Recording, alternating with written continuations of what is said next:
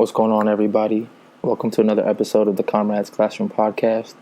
On this episode, instead of an interview, we're actually going to do an audio essay of Autonomous Resistance to Slavery and Colonization by Maroon Shoatz. We're starting this as kind of a feature for Black August, but going forward, you'll actually probably hear a mix of interviews and audio essays that actually come out as our episodes. And so look out for the difference in those. Some will be titled episode numbers with interviews, and others will just be titled audio essay with the title of whatever we're reading. So enjoy it. I really hope you have time to kind of just sit back and listen and learn from one of the elders of the Black liberation struggle, and especially during this month of August, the month of Black August, where we should be taking this time to reflect and learn and use that knowledge from our elders to engage in the struggle today. So with no further ado, I'll let you get to the podcast, but also make sure to tap in with us on Instagram at the People's Coalition. Support our work financially. We're out in the field weekly, handing out hot meals and free groceries. Subscribe on Patreon. Like, review, share, do whatever you need to do. We're so grateful for y'all for continuing to tap into the podcast. Talk to y'all soon.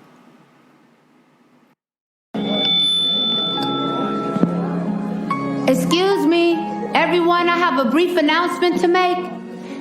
Jesus was black, Ronald Reagan was the devil, and the government is lying about 9/11. Thank you for your time and good night.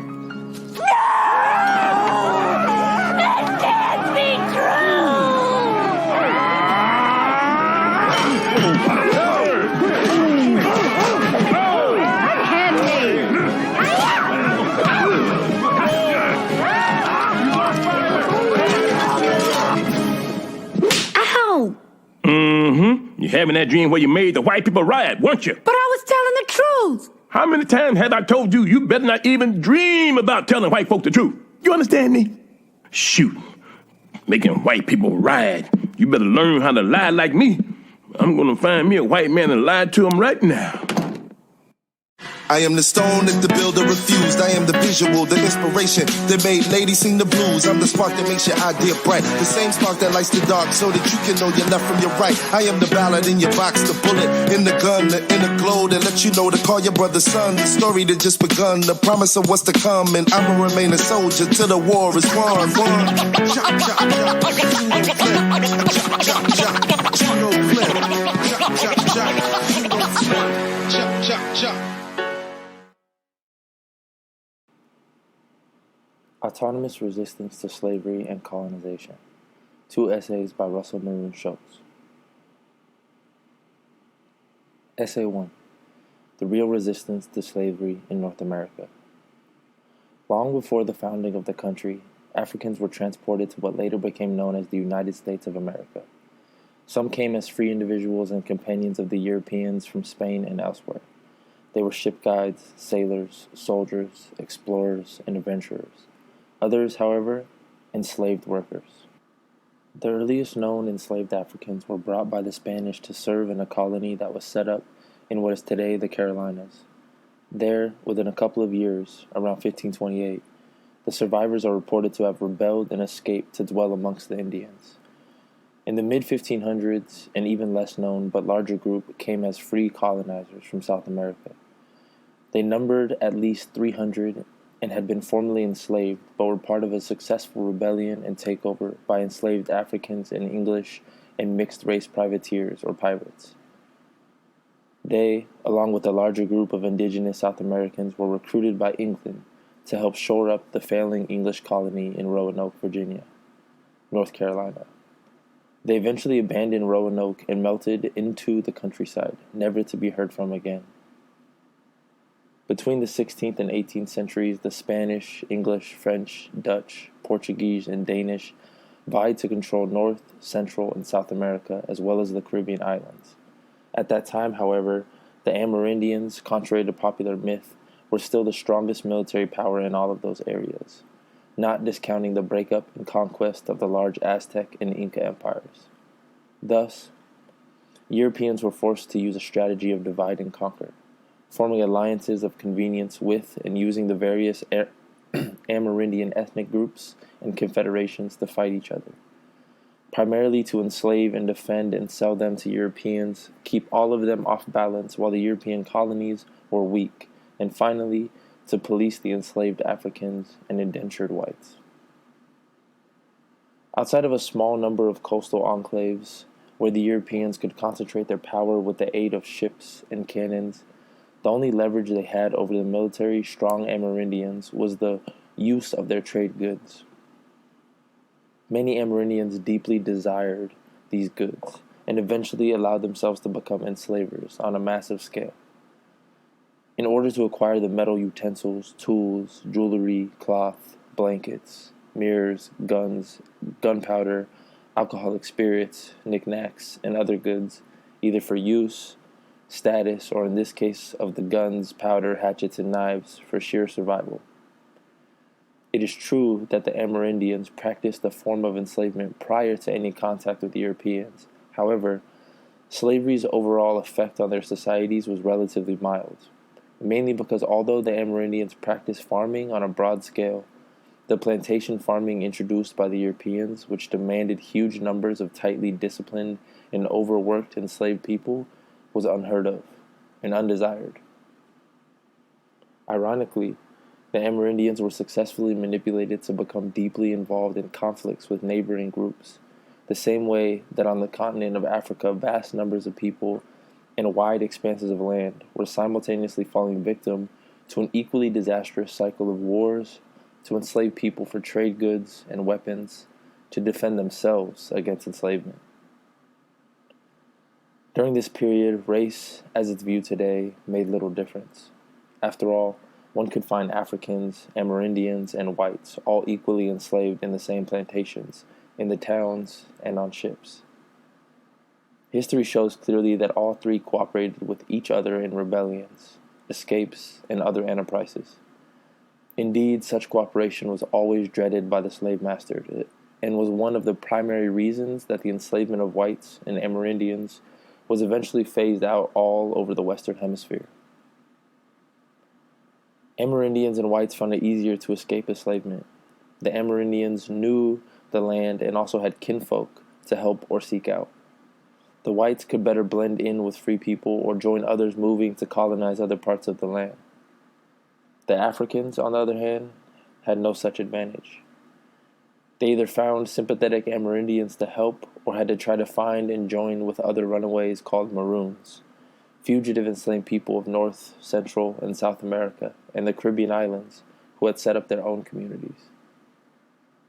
Africans continually escaped enslavement from as far back as 1502 when they were first brought into this hemisphere, and thus Maroons were always active to a greater or lesser degree. The early Maroons were Africans, whites, and Amerindians, and were viewed as a major threat to the entire institution of plantation slavery. In certain areas, they threatened the elite colonizers' domination and control of their colonies. In the elite's calculation, any large Maroon community stood a good chance of uniting with Amerindians, not addicted to their trade goods, with both the indentured and poor whites, and also the enslaved Africans, all of whom heavily outnumbered the landowning and other upper-class whites. This writer, contrary to popular practice, will not dwell on or attempt to outline the innumerable ways individuals resisted slavery, or detail the names of the multitude of known actors, except for a few that cannot go unmentioned. No doubt, one surefire way of miseducating people of all races about the real resistance to slavery has been and continues to be the highlighting of the most spectacular instances of resistance, and afterwards, burying the oppressed in the depressing day-to-day inhumanity of the slave system, a method that cannot help but sour most people's desire to learn more about the overall subject. Instead, I will help you see the more or less hidden resistance to slavery in North America by outlining three major, long-running, and ultimately successful efforts to resist and overcome that system. Then, once you see how much crucial historical data has been kept under wraps, I'm confident that you will be stimulated to go beyond what is being taught in search of further knowledge on the subject, as well as deciding what lessons that knowledge holds for us today. The successful 150 plus years of Maroon resistance centered on the Dismal Swamp of Virginia and North Carolina. The equally successful 150 plus year struggle of the black Seminole Maroons and their Amerindian allies in Florida, and throughout all of the areas they were forced to travel, and the Underground Railroad of the United States, Canada, and Mexico. Section 1. The Dismal Swamp. The awesome, defiant, and legendary Dismal Swamp straddles the eastern sections of southern Virginia and North Carolina. Even today, it contains vast expanses of extremely harsh and dangerous wilderness areas, although much of the original swamp has been drained. In the 15th and 19th centuries, however, between the 15th and 19th centuries, however, it stretched at least 100 miles one way and 60 miles the other, which means it was almost as large as the state of Delaware. It was recorded to contain everything within it, from poisonous snakes and other reptiles to alligators, bears, big cats, and insects unknown to the early colonists. Its swampy marshes and bogs were so treacherous until only the most draining and knowledgeable, or foolhardy, Europeans would venture far into them. From all accounts, the first known Maroons to occupy and use this swamp as a place of concealment and natural fortress, a liberated territory, and a home were the Amerindians. They were sadly escaping from the enslavement that had all but engulfed the eastern and southern sections of the continent. They were joined there by kinfolk and other Amerindians who had suffered defeats in wars with rival groups acting in league with European colonists. It's unclear whether the Amerindians were first joined by runaway Africans or whites.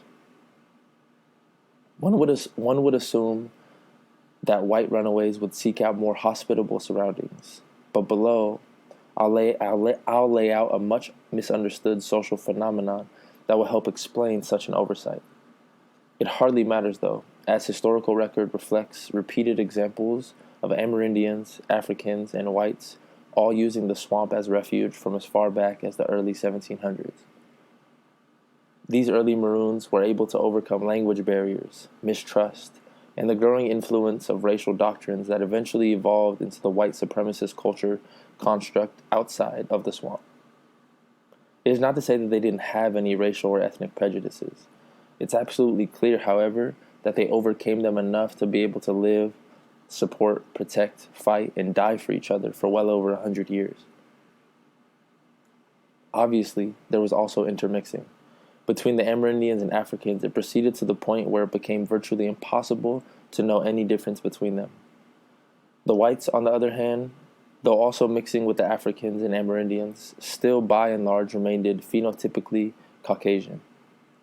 That, however, worked to everyone's advantage because the white Maroons and their descendants could still interact with the surrounding white society. Indeed, white Maroons largely came to occupy areas of the swamp that bordered on the surrounding white-dominated society, while the other Maroons stayed in the interior. Such an arrangement helped to establish and sustain lively trade that was carried on by those in the interior, who would hunt, fish, and trap wild game for sale through their white Maroon allies.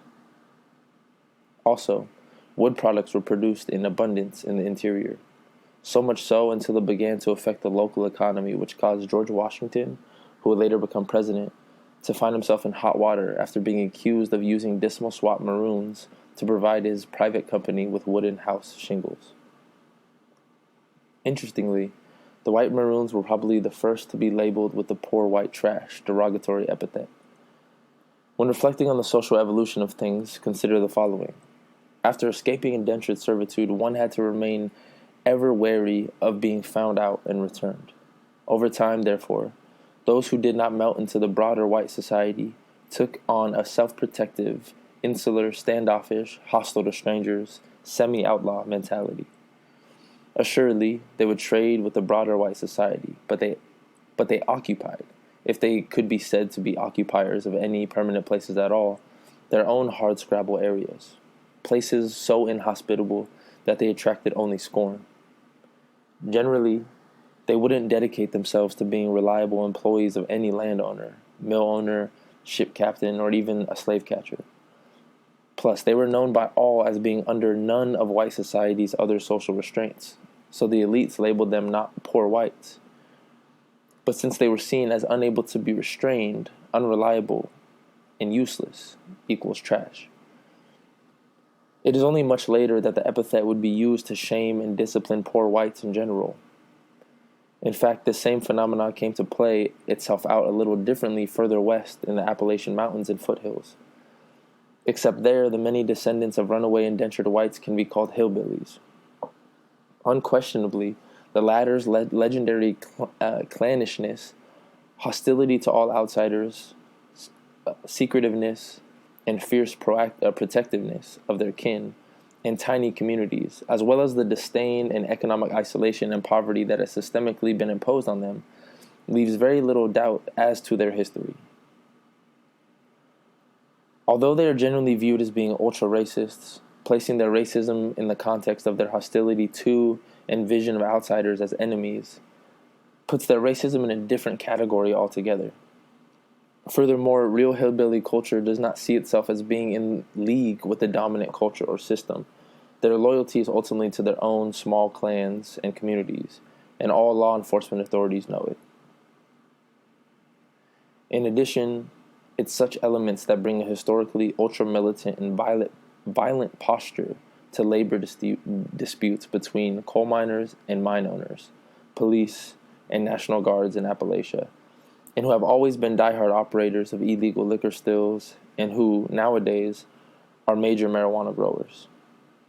Yet, the primary difference between today's hillbillies and the white Maroons of the Dismal Swamp, up until the end of the Civil War, is that the latter were the close and trusted allies of the African and Amerindian Maroons. So up until 1776, the Dismal Swamp Maroons lived as free people, protected by the harshness of the swamp and well-organized and capable defenders from amongst their collective ranks.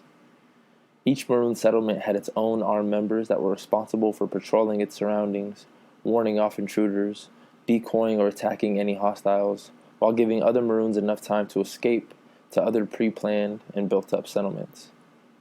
And in the event of sustained heavy searches by outside militia, posses, or bounty hunters, the Maroons had gradually evolved a system of coordinating their defenses and a unified command structure, which was known to have been headed by individuals from all of the various racial and ethnic groups, and which saw its mission as one of driving the hostiles out of the swamp, or outlasting any intrusion. An attack of that nature was dealt with as an attack on all.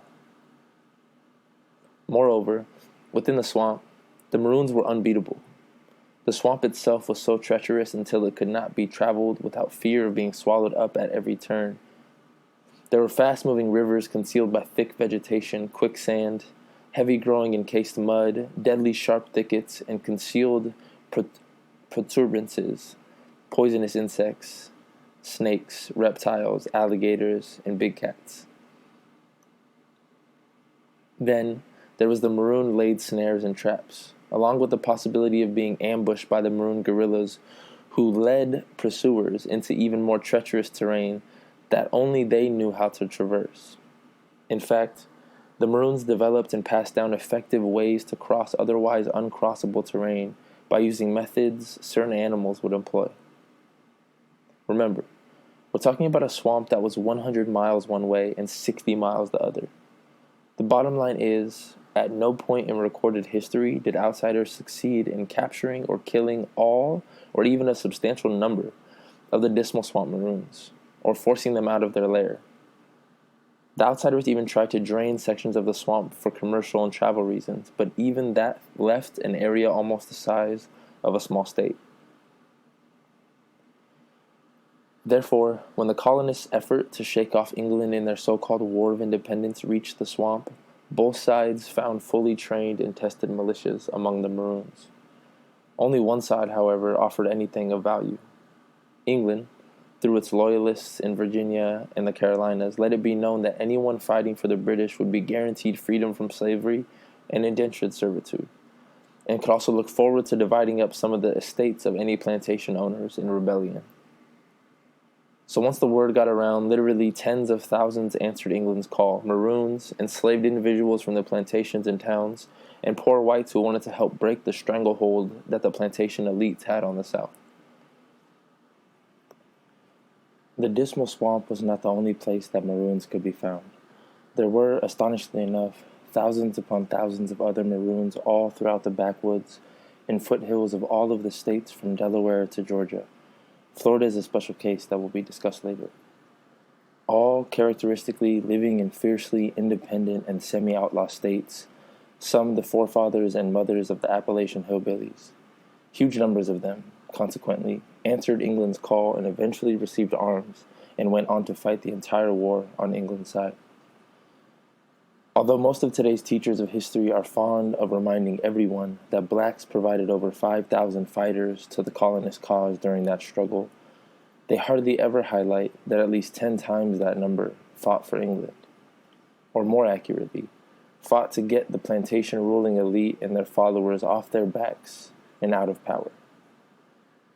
Saying 50,000 plus blacks fought for England is not historically correct. However, it can be said that those 50,000 plus Africans, Amerindians, whites, and mixed-race individuals' aspirations were closer to those of the overwhelmingly majority of the enslaved and oppressed blacks of their time than to the rest of the colonial society.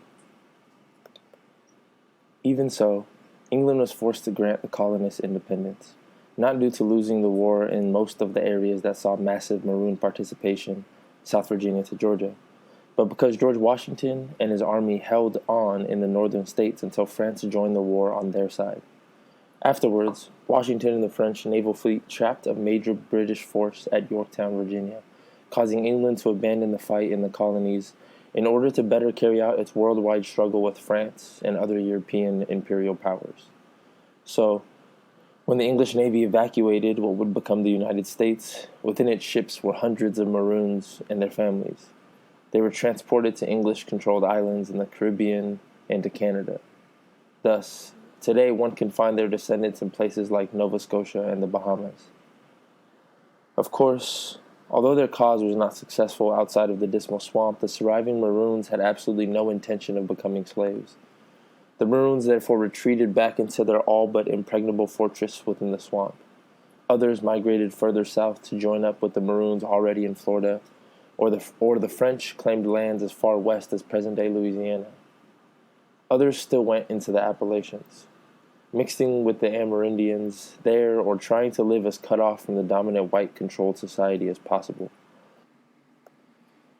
Consequently, between the end of the Revolutionary War and the start of the Civil War, the Dismal Swamp Maroons held onto their freedom inside of the swamp. It was later discovered, moreover, that the Maroons who lived inside of the deepest sections of the swamp had located enough dry grounds to build any number of settlements that included well-constructed living quarters and systems of log, covered, and otherwise concealed pathways. Some of these homes, nevertheless, were built on high platforms for protection from wild animals and sudden changes in the swamp's water level. Furthermore, enough useful ground was found in order to plant crops and grow food, which in addition to their fishing, hunting, and trapping, allowed them to independently sustain their food needs.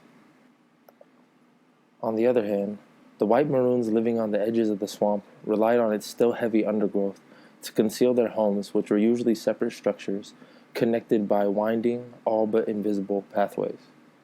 An outsider could travel through these areas and never run into their dwellings.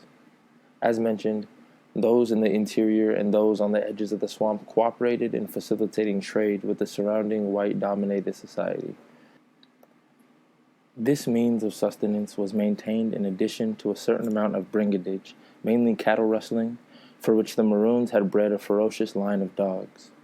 Needless to say, the collective Maroons under no circumstances would allow their people to go without the things needed to remain alive and safe, even if that meant mounting larger raids on the surrounding areas and coping with the resulting intensified searches of the swamp.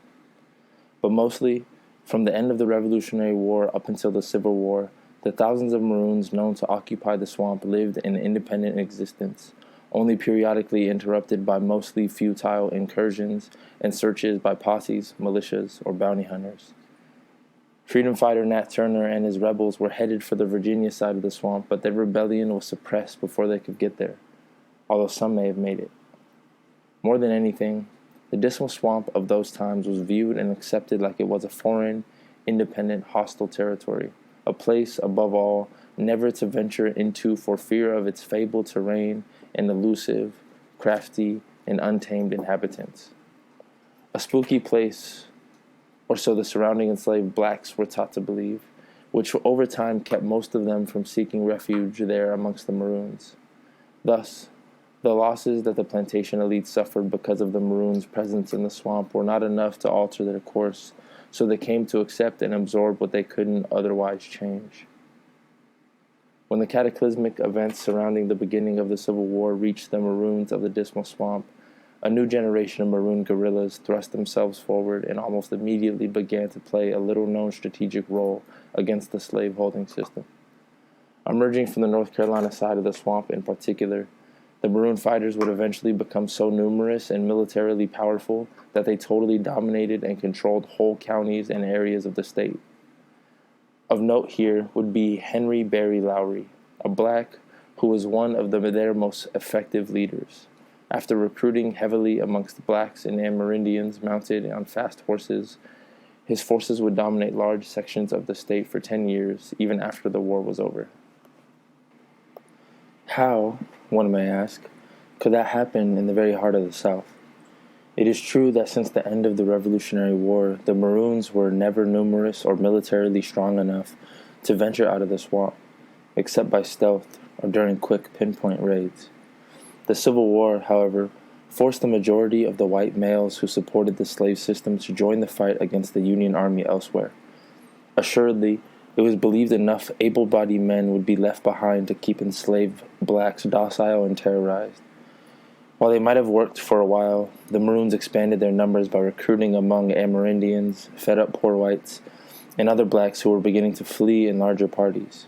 Plus, one must remember that all of the Maroons were past masters at using guerrilla tactics, concealment, living off the land, improvising traps and deadly snares, the ambush, lightning raids and retreats.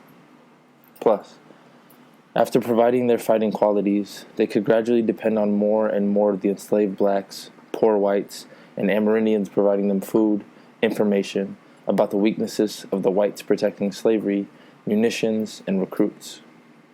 So within 2 years of the outbreak of the war, the Maroons had pulled together enough fighters to soundly defeat all of the slavers' available forces. The slavers, in fact, sent official documents to the Confederate government announcing their complete withdrawal from their cause and the Civil War altogether. Afterwards, in those liberated areas, the Maroons and their allies set up a rudimentary framework for a new social order that the rest of the South would not know until the Reconstruction era. Even so, in other areas of North Carolina and Virginia, the Maroons faced stiffer resistance.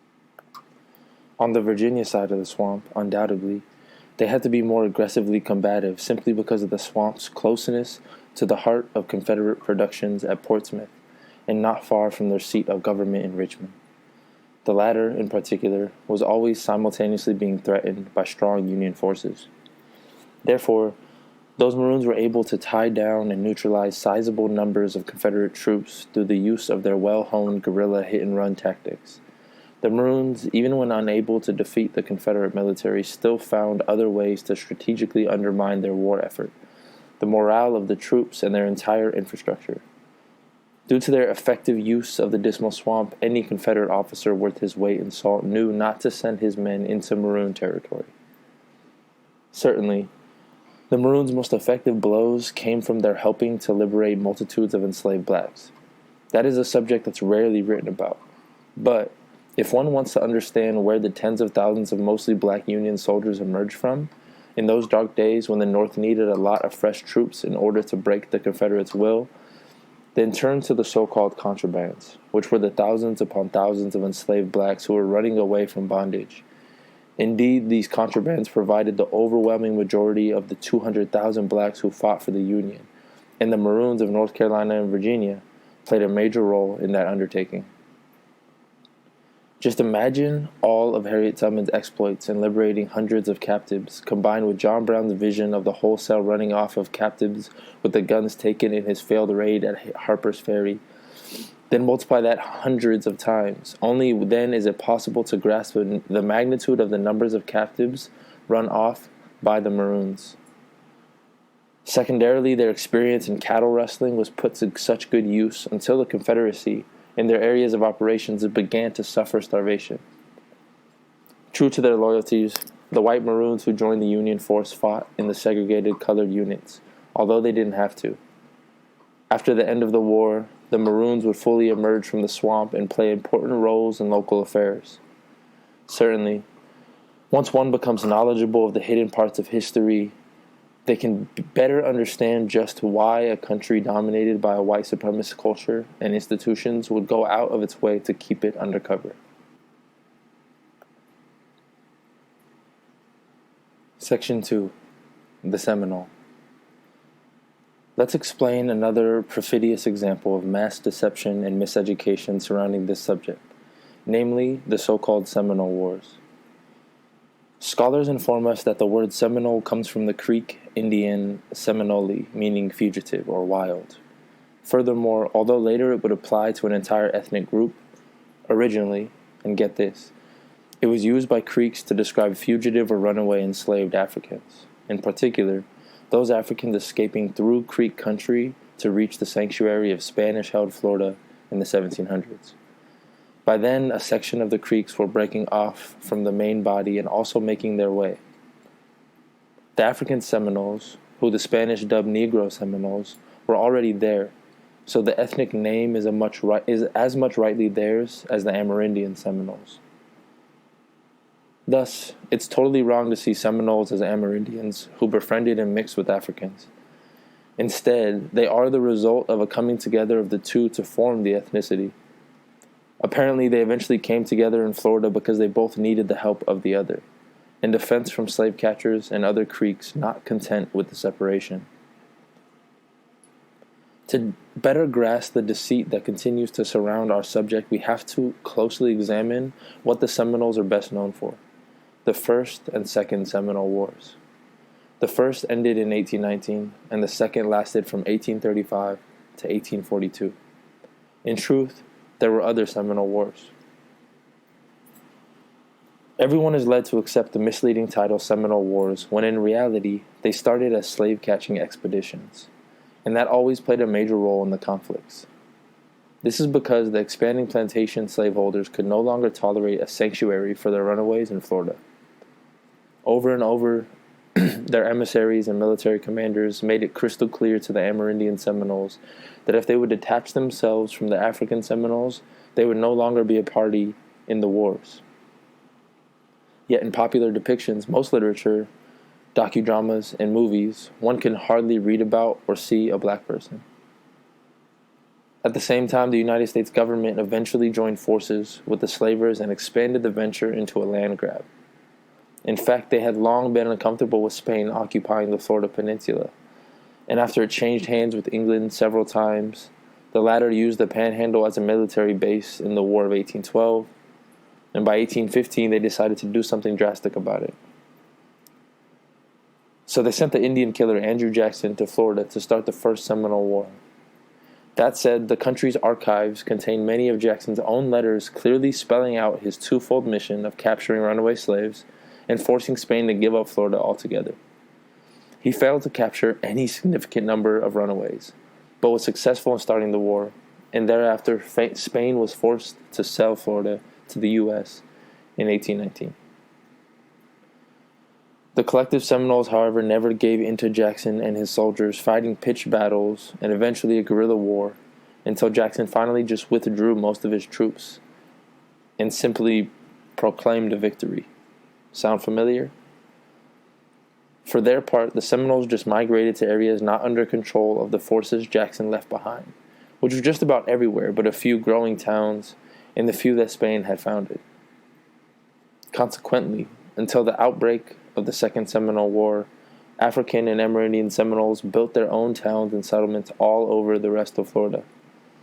In addition, they began established In addition, they again established a strong agriculture and livestock base to sustain themselves with and for trade. Usually, Africans and Amerindians lived in separate towns and settlements. Thus, the admixture between them never reached the degree that it did in the Dismal Swamp. Nevertheless, they still intermarried, and one of those mixed marriages was to play a strategic role in later events. In addition, since the U.S. had nominal control of the peninsula, plantation owners began to acquire unused land and bring in enslaved Africans, while even a substantial number from there and out of state tried to get long-held fugitive slave warrants served on African Seminoles, claiming to have owned their ancestors, and by law, them too. Spain had, however, granted their ancestors freedom in return for serving on the border militia. Therefore, the African and Amerindian Seminoles began the practice of adopting each other as nominal slave and slave owner. That practice all but put a halt to the prosecuting of most of those old warrants, for which the Africans gave some crops to the Amerindians for the service, but otherwise were totally free. Moreover, both groups continued to peacefully coexist, as they always had. Still, things could not remain in that position for two primary reasons.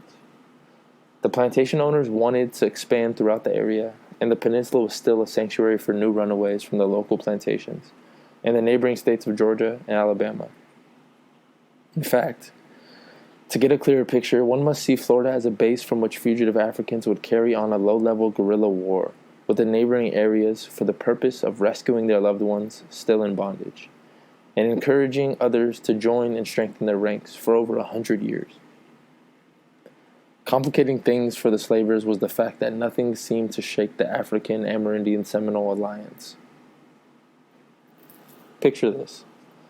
American emissaries and other government officials trying to negotiate slave-catching agreements with Amerindian Seminole chiefs who had African Seminole interpreters and advisors.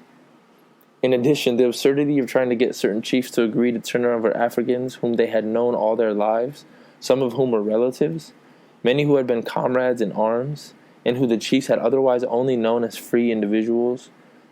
But since their ancestors had escaped slavery, they were now also supposed to be slaves and turned over to strangers.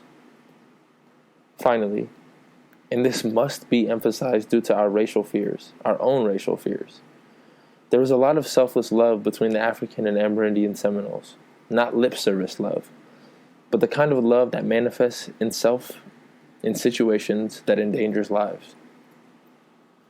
A clear example of the latter was the blood pact entered into by both parties, at the prodding of Africans, that dictated that any Amerindian Seminole who tried to deliver an African into slavery was to be killed by their own people. History's most recognized Amerindian Seminole, Osceola, showed where he stood by killing a powerful Amerindian Seminole chief when it was discovered that the latter had broken the pact. Afterwards, and until his death, Osceola would be held in high esteem by the Africans, and when he was captured during the war, it was discovered that his personal guards were mostly African Seminoles.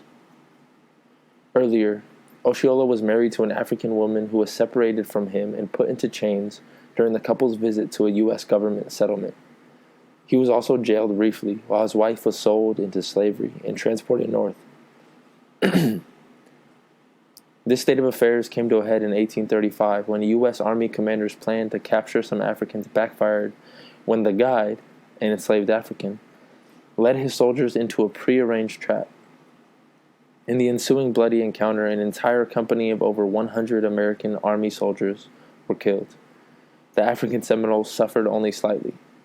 Almost at the same time, Osceola and other warriors ambushed and killed the government official who had ordered the enslavement of his wife. Thereafter, all over the peninsula, Seminoles opened generalized warfare against the U.S. government and all those believed to be in league with them. The collective Seminoles, though extremely capable fighters when employing guerrilla tactics, still found themselves hard-pressed when the U.S. sent in massive numbers of Army, Marine, and Navy troops, along with the thousands of state militia, mercenaries, settlers, slave catchers, and adventurers. In particular, The Seminole women and children suffered terribly from the constant fighting and movement, yet for 7 years they fought on. In a testament to the resiliency of the African and Amerindian alliance and ties, neither group ever fell victim to ploys to divide them. In fact, they fought successive American commanders and new infusions of troops to a standstill, forcing the last commander to reject all direction and advice from Washington and the slavers, and instead concentrated his efforts on trying to get the collective Seminoles to agree to migrate to Oklahoma Territory, where they could occupy lands in close proximity to other Amerindian ethnic groups who had also been forced to leave the East Coast, the Cherokee, Choctaw, Chickasaw, and their kin, the Creeks. Wisely, the last commander also ignored the insistence of the plantation owners that he use his soldiers and sailors to ensure that the fugitive slave warrants were served on any of the African Seminoles. Instead, he either got the U.S. government to pay the slavers out of tax money, or, more often than not, he just had his junior officers cook the books, allowing any Amerindian Seminoles who were willing to migrate to adopt African Seminoles as their alleged property and take them with them. Overriding all criticisms, he roughly rebuked all naysayers by noting that the last thing needed on a plantation was a veteran African Seminole warrior. Even so, the commander had to transport respected African and Amerindian Seminoles west to inspect the new settlements, and on their return, they had to painstakingly locate the Seminole guerrilla hideouts and convince them to migrate. As is well known, nevertheless, the U.S. could never fully dislodge all of the Seminoles, so once again they just declared victory, ended all hostilities with the remaining Seminoles, whose direct descendants are still in Florida, and got on with establishing plantation-based slavery all around them. Was the struggle against slavery over for the African Seminoles? Hardly. In fact, as soon as the collective Seminoles began arriving in the allotted Oklahoma territories, other slaveholders and former mercenary war veterans who had fought with the Americans in Florida began their efforts to try to serve fugitive warrants against African Seminoles. After a couple of near showdowns, most of the collective Seminoles left Oklahoma for Mexico. On the way, thanks to their finely honed survival and fighting skills, they were able to fend off attacks by hostile Amerindians and whites alike. So, since Mexico had already abolished slavery, they applied for asylum and some land to work. For their part, the Mexican government was glad to have them in their border regions, having learned of their legendary fighting abilities during their recent war with the U.S. Thus, the Mexican government offered them large tracts of unused land if they would agree to protect that section of their border from both marauding Amerindians and whites from Texas. Both the African and Amerindian Seminoles agreed. Up until the end of the American Civil War, 20 years later, and the abolition of slavery, they effectively protected the area, while otherwise establishing secure and productive settlements. After the Civil War, however, many of the collective Seminoles returned and settled in the U.S. Regrettably, the African Seminoles lent their superior tracking skills to the U.S. Army's Buffalo Soldiers, and both of these black descendants of enslaved people aided the U.S. in the near destruction on the Southwest Amerindians, a very shameful episode in an otherwise illustrious history. That aside, the Seminole Wars in particular, the Second Seminole War, remains a shining example of diverse peoples coming together to resist and overcome everything in their path in defeating attempts to impose barbaric systems of chattel slavery on their members. Finally, out of the daily retelling of the fabled renditions of America's cowboys and Indians and Fort Apache style affair, you have to be a scholar to learn that out of all of America's so-called Indian wars, the Second Seminole War was the most costly to them in both human and material loss. Plus, it's probably the one they cannot boast of winning. But of course, it really wasn't just an Indian war, was it? So why talk about it? Today, the Seminoles' descendants can be found in Oklahoma, Texas, and Mexico, all still fiercely proud of their distinct history and heritage, with many still speaking their own pidgin dialects and practicing their own customs. Section 3. The Underground Railroad. The storied and much celebrated Underground Railroad is another subject that still demands study in order to more firmly grasp its magnitude, historical significance, and to determine what lessons it holds that we may be failing to come to grips with. Here we will examine 1. Its dimensions and its defiance of the government and popular sentiments, and 2. Why it was one of the two main causes of the Civil War and the emancipation of enslaved blacks. Submerged in a welter of stories that attempt to focus our minds and imagination on the creativity of the many, the heroism of others, and the sacrifices of others, very rarely do we examine the true magnitude and scope of the Underground Railroad and its historical accomplishments. Moreover, since slavery was such a lucrative moneymaker of an institution, a mountain of papers surrounded it. Many of those are still available for us to study. It can confidently be said that by the beginning of the Civil War, there were more than 100,000 fugitive slaves in Canada, and thousands more in Mexico.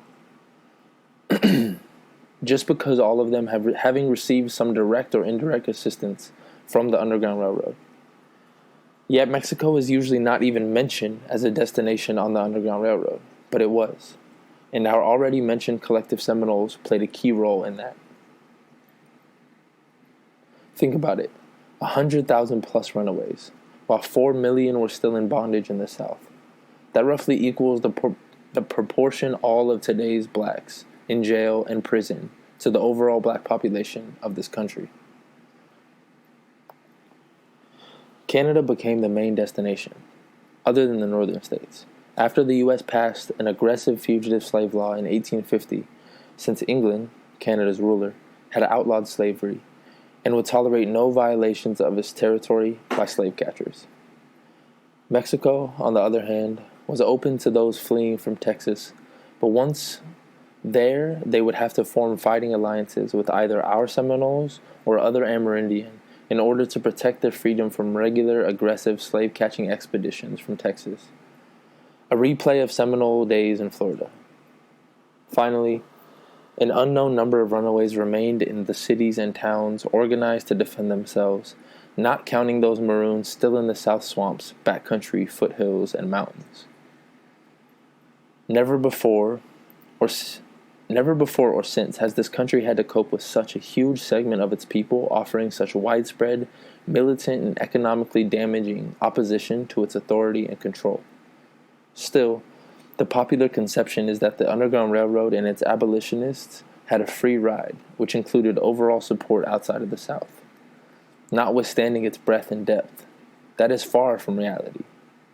Admittedly, in certain places like Oberlin, Ohio, and Boston, Massachusetts, abolition of slavery was supported by sizable segments of the populace, but in most northern areas it remained a minority's agenda. We know that because they could not get enough people behind them to stop the repressive arms of the state from interfering with their activities. Furthermore, in a number of northern areas, rich and powerful people, and those in their employ relied on slavery to keep their livelihood and profits intact. Banking, manufacturing of farm instruments, chains, shackles, insurance, and key political alliances all relied on the profits of slavery. No. The widespread and militant activities were carried on by the runaways themselves and their Underground Railroad supporters. Consequently, abolitionists in many places were periodically assaulted, jailed, and killed. Moreover, their homes and families were burnt or attacked, they were arrested, imprisoned, and generally never safe. Finally, the true abolitionist was one who either directly or indirectly supported the Underground Railroad, and thus also had to be ready to defend runaways, associates, and neighbors from armed and dangerous slave catchers and the authorities backing them, who, contrary to what's usually highlighted, were more often than not their own neighbors, looking to gain a reward for identifying and kidnapping runaways and free blacks alike. Certainly, the so-called treason at Christina in 1851 is instructive as to the plight of both runaways and abolitionists alike. Christiana, Lancaster County, Pennsylvania, is not far from Philadelphia, the main Underground Railroad hub on the East Coast. both on the Mason-Dixon line, the official divide between the northern and southern states in Pennsylvania and Maryland, free and slave states. Thus, a secondary but still much used Underground Railroad escape route ran through Philadelphia. Enter William Parker and his wife, two black runaways from Maryland who worked a small farm near Christiana for about 10 years. Along with them lived the wife's runaway mother, as well as their children. The farm itself was on lands leased to them by local white abolitionists. In addition, there were other black farmers nearby, both free and runaways.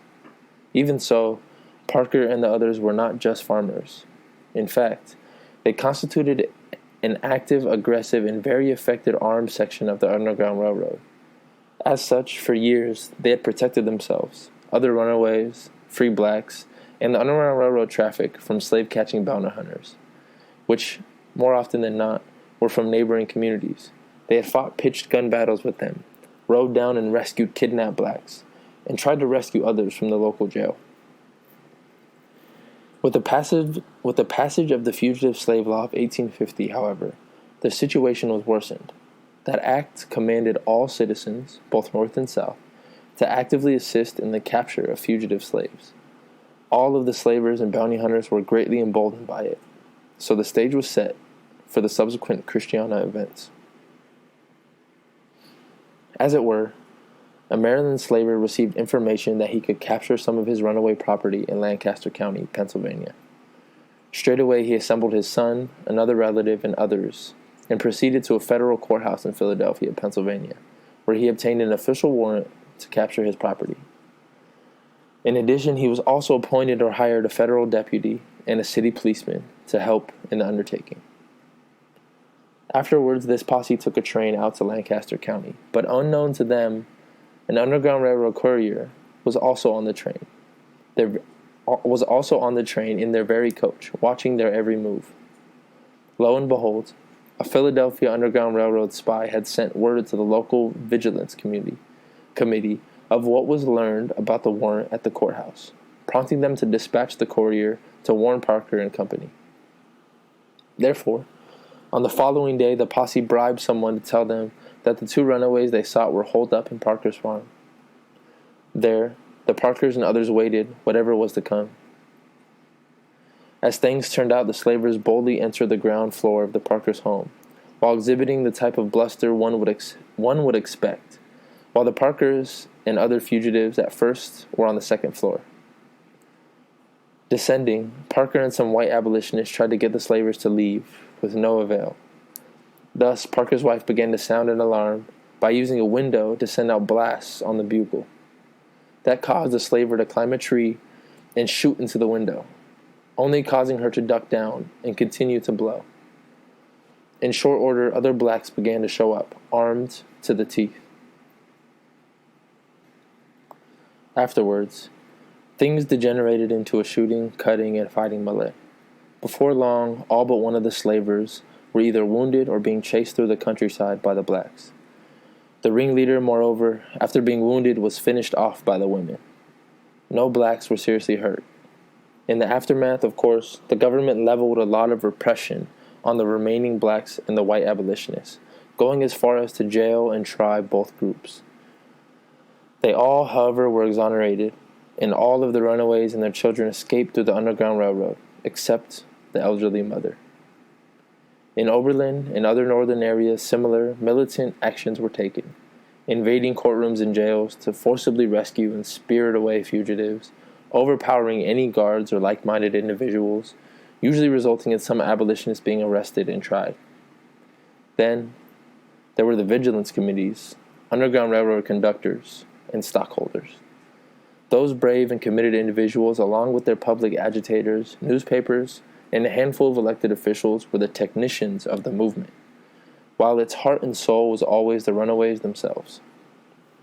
The latter is as well documented, used all manner of creativity, ruses, and violence to escape on foot, by carriage, horseback, boat, box. Henry Box Brown was only one of a number of men and women known to have shipped themselves as freight to freedom. And on most of these flights, some Underground Railroad were involved, north, south, east, and west. Make no mistake about it, the Underground Railroad was anchored by a cadre of truly selfless people addressing each other with respect, warmth, and commitment. Dear friend William Still, Philadelphia's brave, intelligent, and masterful Vigilance Committee head. Dear friend, esteemed friend, dear friend and brother, truly thy friend, thine for the poor slave, and on and on. Whether motivated by religious convictions or otherwise, the dispassionate student cannot help but reach that conclusion. Indeed, a study of the huge amount of extant Underground Railroad correspondence, coupled with what's known of their risks and sacrifices, makes any detractor seem foolish or narrow-minded ideologues whom you can be assured cannot themselves produce similar bona fides. And remember, this ain't no chess or debating club we're talking about. Harriet Tubman always went armed and vowed never to be taken alive. Levi Coffin had armed relatives to protect his person and home. John Brown helped blacks in the North set up an armed section of the Underground Railroad, like the Parkers in Lancaster County. And for 2 decades after leaving Florida, the Seminoles in Mexico fought off any number of large and small parties of slave catchers. Add to that, this wonderful correspondence could just as easily land the Friends and Underground Railroad riders in jail or worse, if it were to fall into the wrong hands. Even more astonishing, they were not being paid to take these risks. They were not drafted by any government, and only a few were professional politicians. Thus, the author, having himself spent decades as part of similar 1960s generated movements, can readily recognize the same type of altruism that he's been fortunate enough to witness amongst his own comrades, latter-day friends. Clearly, then, this moral and humane endeavor played a major role in forcing the entire country to ultimately involve itself in a bloody clash to resolve the slavery issue.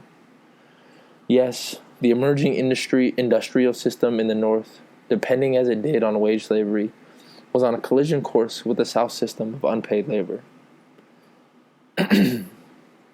Nevertheless, on the eve of the Civil War, there were more millionaire slavers in the Mississippi Delta than could be found in all areas outside of it. A Southern aristocracy that had absolutely no intention or incentive to abolish slavery. If anything, they were busy trying to spread it to the lands from which the Amerindians were being pushed off. Consequently, if the Underground Railroad and the abolitionists had not forced them to panic and secede from the Union, provoking the Civil War, there's no telling how many more decades their system could have survived. Thus, the Underground Railroad stands as the most militant, egalitarian movement this country has ever seen.